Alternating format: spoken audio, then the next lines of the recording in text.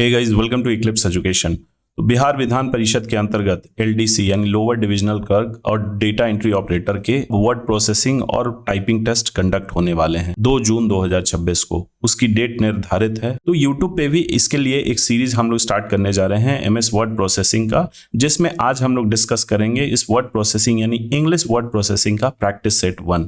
इसमें हम लोग विभिन्न क्वेश्चंस को प्रैक्टिकली सॉल्व करके देखेंगे, कैसे एग्जाम में क्वेश्चन पूछे जाते हैं, किस तरीके से आप लोग उसको कम समय में सॉल्व कर सकते हैं।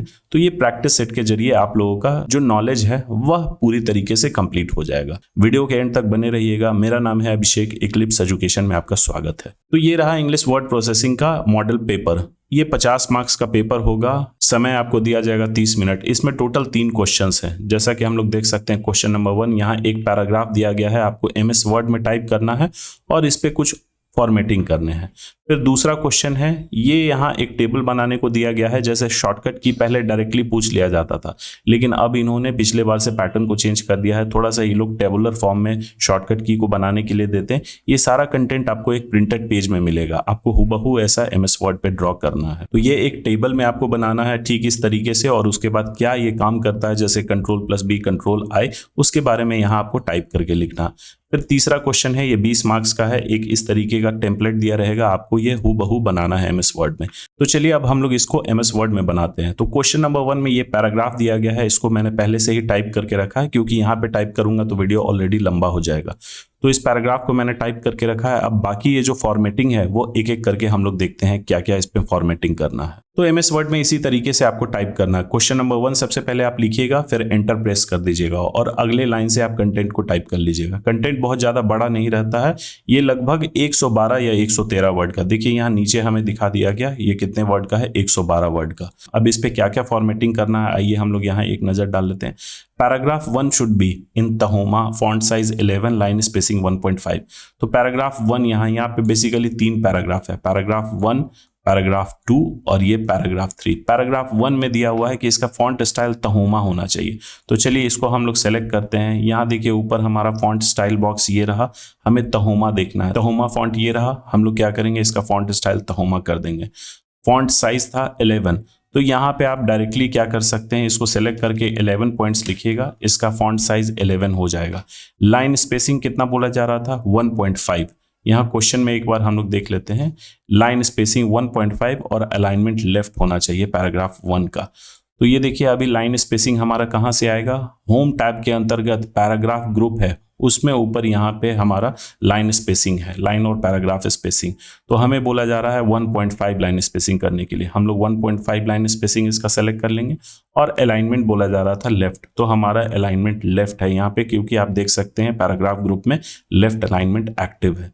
अब दूसरा और तीसरा पैराग्राफ के लिए क्या दिया गया है formatting, paragraph 2 and 3 should be in Calibri, font size 12 होना चाहिए, लाइन स्पेसिंग 2.0 और इसका अलाइनमेंट जस्टिफाइड होना चाहिए।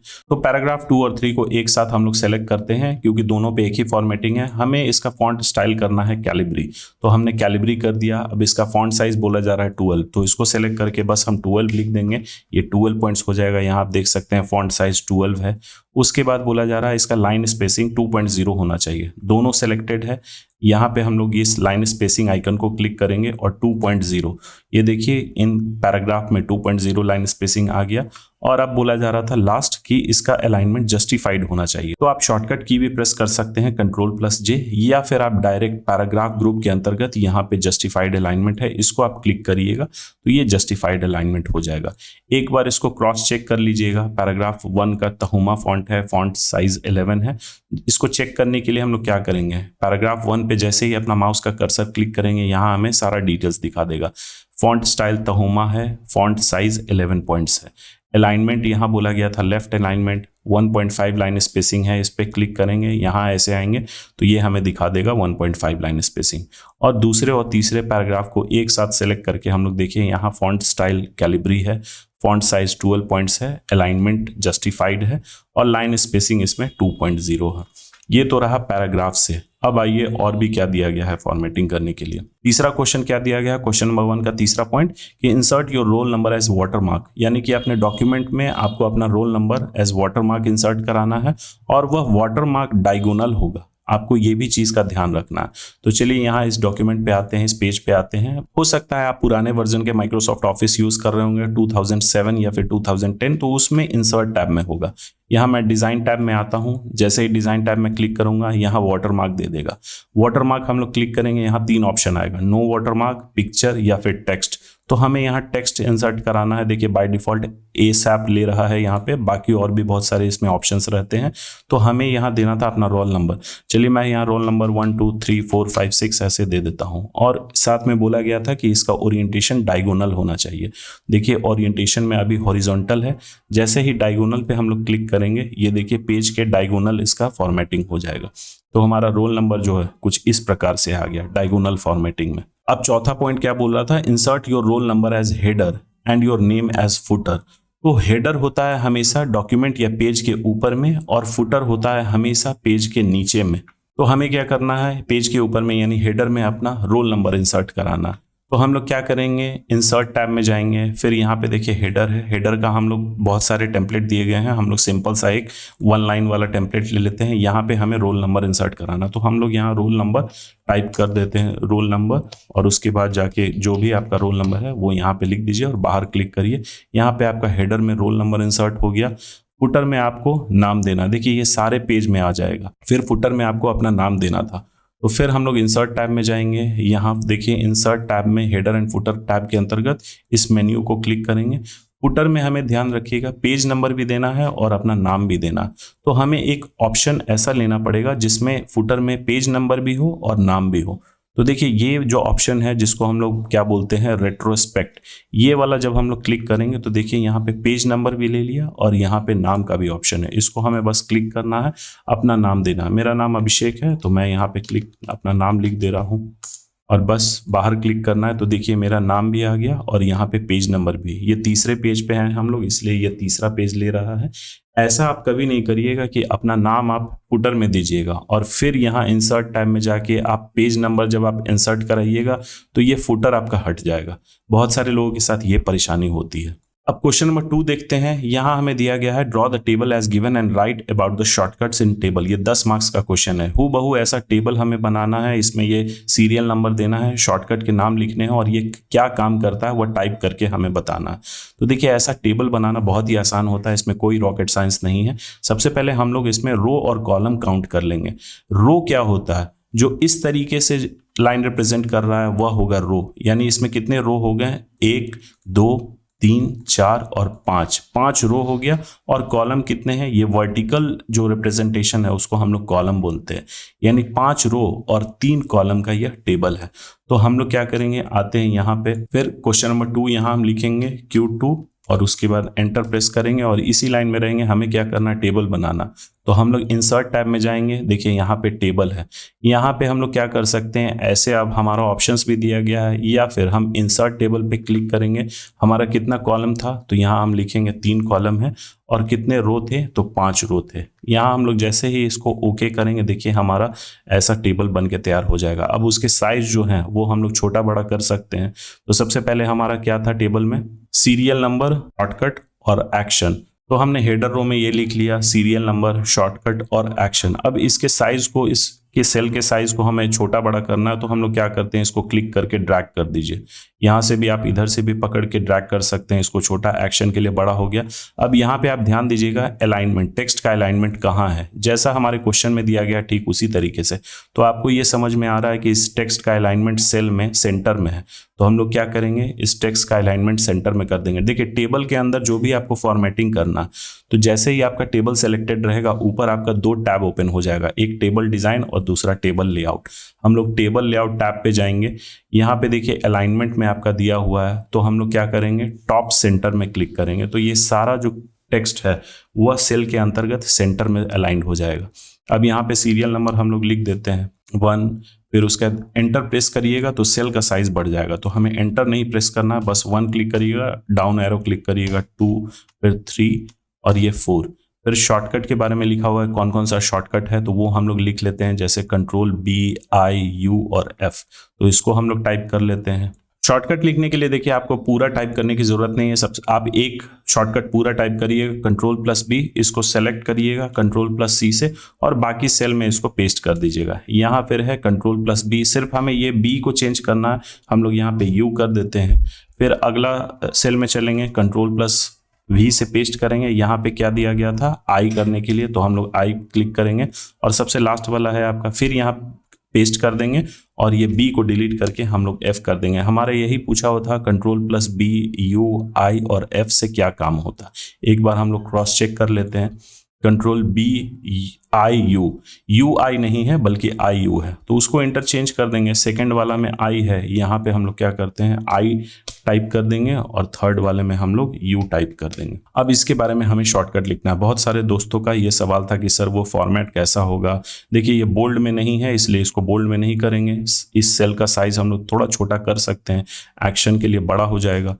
तो हम लोग क्या करते हैं, इसको ऐसे क्लिक करने के बाद ये सेंटर में कर देंगे, तो सारा कंटेंट, पूरा टेबल में जो भी कंटेंट हम लोग लिखेंगे वो सेंटर में हो जाएगा। हम लोग नहीं चाहते कि ये यहाँ से लिखे एक्शन वाला में, तो इसका अलाइनमेंट हम लोग यहाँ से कर देते हैं। तो इनके एक्शन के बारे में लिखना है, बहुत ही शॉर्ट में हमें लिखना है, पूरा लंबा चौड़ा कहानी नहीं लिखना है। तो ये क्या करता है, किसी भी सेलेक्टेड कंटेंट को बोल्ड करता है, तो हम लोग सीधे लिख देते हैं makes the selected text bold. बस ये हो गया, उसका एक्शन पता चल गया। अब ये Ctrl+U है, कैपिटल में था, तो इसके बारे में हमें लिखना है Ctrl+U क्या करता है। अलाइनमेंट इसका देख लेते हैं, ये लेफ्ट साइड से शुरू होगा, तो ये अंडरलाइन करता है। तो अंडरलाइंस, Ctrl+U सेलेक्टेड टेक्स्ट को अंडरलाइन करता है। Ctrl+I क्या करता है, तो ये सेलेक्टेड टेक्स्ट को इटैलिक करता है। तो हम लोग लिखते हैं makes the selected text italic. और Ctrl+F क्या करता है, ये फाइंड डायलॉग बॉक्स को ओपन करता है। तो हम लोग लिखते हैं यहाँ पे इसके बारे में एक्शन। तो Ctrl+B क्या करता है, सेलेक्टेड टेक्स्ट को बोल्ड करता है। Ctrl+U अंडरलाइन करता है सेलेक्टेड टेक्स्ट को। I क्या करता है, सेलेक्टेड टेक्स्ट को इटैलिक करता है। और Ctrl+F क्या करता है, तो ये फाइंड डायलॉग बॉक्स को ओपन करता है। आप लोग इसको प्रैक्टिकली करके देखिएगा, जैसे ही आप Ctrl+F प्रेस करिएगा, देखिए यहाँ पे फाइंड डायलॉग बॉक्स ओपन हो गया। मेरा मैकिन्टॉश वर्जन है, इसीलिए थोड़ा सा डिफरेंट दिख रहा होगा। आप लोग का विंडोज पीसी होगा तो उसमें थोड़ा सा डिफरेंट दिखेगा, बाकी काम मोरलेस सबका सेम ही होता। आगे बढ़ने से पहले एक छोटा सा अपडेट, अगर आप MS वर्ड बेसिक लेवल से सीखना चाहते हैं तो इसके लिए एक MS word processing online batch start हो रखा है, जो कि 15 मई 2026 से हमने स्टार्ट किया है। उसमें हम लोग MS वर्ड को बेसिक लेवल से जान रहे हैं, और उसमें अलग अलग टूल्स के क्या काम होते हैं, जैसे जो भी इसमें क्वेश्चन पूछे जा रहे हैं उसका आप आंसर इजीली दे सकते हैं। तो अगर आपको MS वर्ड बेसिक लेवल से सीखना है तो आप इस बैच को ज्वाइन कर सकते हैं। एडमिशन के लिए इस नंबर पे आप संपर्क करें, या फिर आप व्हाट्सएप भी कर सकते हैं, आपको पूरी जानकारी दे दी जाएगी। इस ऑनलाइन बैच की फी बहुत ही कन्वीनियंट है, मात्र 199 रुपए, जिसमें डेली लाइव क्लासेस होते हैं, डेली 12 बजे लाइव क्लास होते हैं, और प्रैक्टिकल क्वेश्चन आपको प्रैक्टिस करवाए जाते हैं। चलिए अब हम लोग आगे बढ़ते हैं। अब आइए क्वेश्चन नंबर 3 हम लोग देखते हैं। एक ऐसा टेबल दिया रहेगा, उसमें आपको बताया जाएगा कि कुछ फॉर्मेटिंग करना है, और हूबहू ऐसा आपको टेबल ड्रॉ करना है। ये देखने में भले ही टिपिकल लग रहा है, लेकिन बहुत ही आसान होता है बनाना। कोई भी टेबल आपको बनाना है, सबसे पहले आप टोटल नंबर ऑफ रो और कॉलम को काउंट कर लीजिए। तो इसमें टोटल 14 रो है, यानी कि 14 रो है, और कॉलम कितने हैं तो उसको हम लोग काउंट कर लेते हैं। ये एक कॉलम हो गया, ये दूसरा कॉलम, ये तीसरा, और ये चौथा कॉलम हो गया, यानी कि इसमें 14 रो और 4 कॉलम है। आइए अब हम लोग इसको ड्रॉ करते हैं। तो यहाँ हम लोगों ने लिखा क्वेश्चन नंबर 3, डॉट दिए और फिर एंटर कर देना है। सबसे पहले हमें टेबल इंसर्ट कराना होगा, तो हम लोग इंसर्ट टैब में जाएंगे, यहाँ टेबल मेन्यू पे क्लिक करेंगे, इंसर्ट टेबल पे। कितना कॉलम था हमारा, तो 4 कॉलम। देखिए अगर एक आध कॉलम कम हो जाता है या रो कम हो जाता है तो वो बाद में भी हम लोग इंसर्ट करा सकते हैं, लेकिन आप अननेसेसरी आप टाइम वेस्ट क्यों करिएगा, इसलिए आप उसको पहले काउंट कर लीजिएगा। 14 रोज थे। यहाँ पे हम लोग ओके क्लिक कर देते हैं। देखिए ये टेबल हमारा इंसर्ट हो गया। अब इसमें हमें फॉर्मेटिंग करना है, क्योंकि आप लोगों ने देखा होगा ऊपर टेबल में ये ऊपर के 3 या 4 रो जो हैं वह उसमें सेपरेशन नहीं है, तो उसको हम लोग खत्म कर सकते हैं। देखिए कितने रो में सेपरेशन नहीं है, तो ऊपर वाला जो 2 रो है उसमें कोई भी सेपरेशन नहीं है। तो हम लोग क्या करें, सेपरेशन मतलब कि ये एक ही रो है, इसमें किसी तरीके का कोई डिवीजन नहीं हुआ। तो हम लोग क्या करेंगे, ये दोनों रो है इसको सबसे पहले इंडिविजुअली सेलेक्ट करेंगे, फिर टेबल लेआउट टैब में जाएंगे और यहाँ पे है मर्ज सेल। इसको जैसे क्लिक करेंगे देखिए सारा सेपरेशन खत्म हो गया। फिर दूसरा में भी वही करेंगे, इसको सेलेक्ट करके मर्ज सेल पे क्लिक करेंगे तो ये खत्म हो जाएगा। अब बहुत सारे लोग इसमें गलत क्या करते हैं, वो देखते हैं कि भैया दोनों में ऐसा ही है, मतलब दो रो में इस तरीके का कोई सेपरेशन नहीं है, तो हम लोग क्या करते हैं, दो रो को एक बार में सेलेक्ट करते हैं और जैसे ही आप मर्ज सेल पे अगर ये करते हैं तो ये क्या करेगा, दोनों रो को मर्ज करके पूरा एक रो बना देगा। तो आपको ऐसा नहीं करना, आपको इंडिविजुअली एक एक रो को क्लिक सेलेक्ट करके आपको मर्ज कराना। ये हमने मर्ज करा लिया। कंटेंट हम लोग बाद में लिखेंगे, एक बार हम लोग फॉर्मेट तैयार कर लेते हैं। फिर ये दो रो के बाद आगे देखिए, आगे कुछ डेटा दिया हुआ है जिसमें से ये इसमें एक ही सेपरेशन है। यहाँ पे देखिए हमारा टेबल में यहाँ स्टूडेंट नेम, क्लास, सेक्शन और मंथ, यानी कि 1 2 3 4 4 रो जो है उसमें देखिए सिर्फ दो ही सेपरेशन है। तो हम लोग क्या करते हैं, इसको ठीक उसी तरीके से इसके बाद का 1 2 3 4, तो ये क्या करेंगे, इस साइड का हम सेल्स को मर्ज कर देंगे। हमने मर्ज कर दिया एक एक करके, ये हमारा हो गया। ऊपर वाला पार्ट जो है कंप्लीट हो गया। अब उसके नीचे वाला पार्ट को हम लोग देखते हैं कैसा है। तो यहाँ देखिए इसमें चारों में सेपरेशन है, बस उसका साइज छोटा बड़ा है, तो वो हम लोग कर सकते हैं, अलाइन कर सकते हैं इस लाइन को। तो इसमें हमें क्या करना है, बस हमें अलाइनमेंट करना है, बाकी और चीज़ कुछ नहीं। अब हम लोग आइए कंटेंट लिखते हैं। तो कंटेंट सबसे पहले ऊपर में क्या दिया गया है, स्कूल नेम, स्टूडेंट फी रिपोर्ट, उसको हम लोग यहाँ लिख लेते हैं ऊपर वाले में। यहाँ देखिए हमने लिख लिया। अब इस पे फॉर्मेटिंग करते हैं। तो ये स्कूल नेम जो है वह सेंटर में है और इसका साइज थोड़ा बड़ा है, तो इसको हम लोग सेलेक्ट करेंगे इस सेल को और यहाँ से जाके होम टैब में इसका फॉन्ट हम लोग क्या करेंगे, बड़ा कर देंगे। और ये स्टूडेंट फी रिपोर्ट ये भी आपका सेंटर में है, तो आप यहाँ से भी सेंटर में कर सकते हैं, लेकिन मेरी मानिए तो आप टेबल लेआउट में जाके इसके अलाइनमेंट से आप करिएगा। तो यहाँ हमने सेंटर में कर दिया। इसका भी फॉन्ट साइज जो है यहाँ होम टैब में आके थोड़ा सा हम लोग बढ़ा देंगे। अब बाकी कंटेंट यहाँ पे हम लोग लिख लेते हैं। तो थोड़ा सा इस सेल का साइज हम लोग बढ़ा देते हैं। यहाँ क्या दिया गया था, इसमें फी हेड, अमाउंट, डिडक्शन और अमाउंट, तो इसको हम लोग लिख लेते हैं। तो इस वाले रो में हमने लिख लिया फी हेड, अमाउंट, डिडक्शन और अमाउंट। अब चलिए ये वाले कंटेंट को हम लोग फिल कर देते हैं। तो यहाँ स्टूडेंट नेम, क्लास, सेक्शन और मंथ, तो वो चीज़ हम लोग यहाँ लिख देते हैं। हमने यहाँ लिख दिया स्टूडेंट नेम, क्लास, सेक्शन और मंथ। अब देखिए ये चीज़ आपको देखने में थोड़ा सा अजीब लग रहा होगा क्योंकि टेबल में ये बाकी कंटेंट बोल्ड में नहीं है, लेकिन यहाँ पे सारा कुछ बोल्ड में ले रखा। तो हम लोग क्या करेंगे, इस पूरे कंटेंट को सिलेक्ट करके यहाँ से बोल्ड फॉर्मेटिंग हटा देंगे। अब ये थोड़ा सा सेम हो गया। अब इसका फॉर्मेटिंग क्या था, ये कंटेंट सेंटर में है, तो हम लोग क्या करेंगे, टेबल लेआउट टैब में जाएंगे और इसको सेंटर में क्लिक कर देंगे। ये सेंटर में हो गया।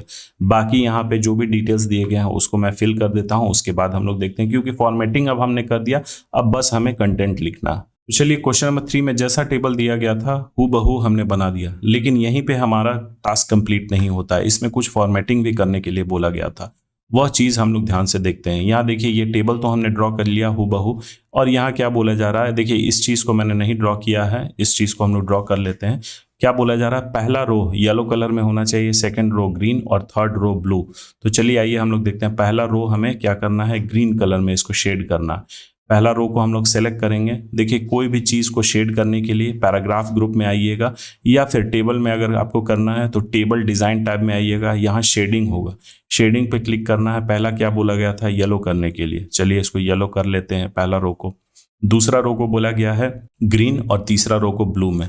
दूसरा को हम लोग सेलेक्ट करते हैं। सबसे पहले हमें सेलेक्ट करना है, यहाँ से भी आप शेड कर सकते हैं, होम टैब में अंतर्गत पैराग्राफ ग्रुप के अंतर्गत जाके वहाँ से भी हम लोग कर सकते हैं। सेकंड रो को ग्रीन में और थर्ड रो को हमें करना है ब्लू में। तो ब्लू ऐसा कोई बोला नहीं गया कौन सा ब्लू, कोई सा भी ब्लू हम लोग सेलेक्ट करके इसको कर सकते हैं।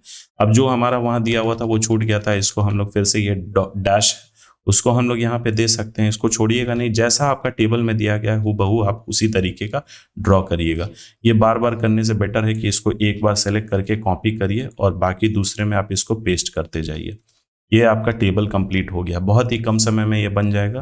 तो ये जो हमारे क्वेश्चन पूछे गए थे इसको बनाने में मैक्सिमम आपको 20 से 25 मिनट लगेंगे, लेकिन एग्जामिनेशन में क्या होता है, लोग नर्वस हो जाते हैं, प्रेशर में आ जाते हैं, इसीलिए थोड़ा सा टाइम ये ज़्यादा लग जाता है। उस चीज़ को दूर करने के लिए आप एक ही सेट को बार बार बनाइए, कम से कम 10-15 बार एक ही सेट को बनाइएगा, तब जाके आपको कॉन्फिडेंस आएगा। ऊपर जो टैब्स दिए गए हैं, जैसे यहाँ होम टैब हो गया, इंसर्ट टैब, ड्रॉ, डिज़ाइन, इन सभी के बारे में आपको फंक्शंस पता चलेगा।